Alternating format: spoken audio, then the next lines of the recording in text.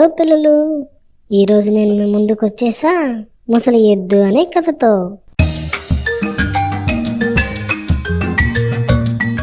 అనగనగా ఒక ఊళ్ళో వెంకటయ్య అనే రైతు వద్ద ఒక ఎద్దు ఉండేది. అది వయసులో ఉండంగా ఉత్సాహంగా పొలం పనులు చేసేది.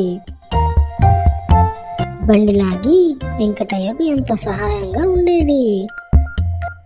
క్రమంగా ఎద్దు ముసలిదైపోయింది. వెంకటయ్య ఒకనాడు సంతకు వెళ్ళి బాగా బలిష్టంగా ఉండే వయసులో ఉన్న వేరే ఒక్క ఎద్దును తెచ్చుకున్నాడు. అప్పటి నుంచి దానికి దండిగా మేత వేసి కుడితి పెట్టి జాగ్రత్తగా మేపుతుండేవాడు. ముసలి ఎద్దుకు మాత్రం కాస్త ఎండుగడ్డి వేసి ఊరుకునేవాడు. క్రమక్రమంగా అది కూడా దండగా అనుకున్న వెంకటయ్య ఒకరోజు గంజికి కట్టి ఉన్న ముసలి ఎద్దును విప్పి, నీకు పని చేసే వయసు అయిపోయింది, శక్తి లేదు అంటూ ఇక నువ్వు నాకు దండగా అని నీ దారి నువ్వు చూసుకో అని ముసలి ఎద్దును తరిమేశాడు.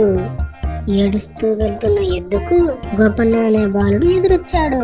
ఎద్దును చూసిన గోపన్న ఎందుకు ఏడుస్తున్నావు అని అడగగా ముసలి ఎద్దు తన జాలి గాథని వినిపించింది. గోపన్న ఒక ఉపాయం ఆలోచించి ముసలి ఎద్దును తీసుకుని వెంకటయ్య ఇంటికి వెళ్ళాడు. ఈ ఎద్దు నీదే కదా అని అడిగాడు.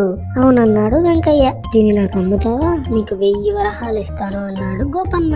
వెంకయ్య ఆశ్చర్యపోగా, నీకు తెలీదా, ముసలి ఎద్దును ఇంటికి ఎదురుగా కట్టేసి రోజు దానికి నమస్కరించి మేత వేసి వెళితే బోలెడు ధనం వస్తుందని చెప్పాడు. వెంకయ్య తన ముసలి ఎద్దును తీసుకొని నాటి నుండి దానికి దండిగా మేత వేసి నమస్కరించి పొలం పనులకు వెళ్ళేవాడు. ఆ ఏడు దండిగా వర్షాలు కురిసి పొలం బాగా పండడంతో బాగా లాభాలు వచ్చాయి. అదంతా ముసలి ఎద్దు వలనే అని సంబరపడ్డాడు వెంకయ్య. చూశారు కదా పిల్లలు, ముసలి వాళ్ళైనా ముసలి ఎద్దైనా ఎవరినైనా మనం గౌరవించాలి. ఓకే, బాయ్ పిల్లలు.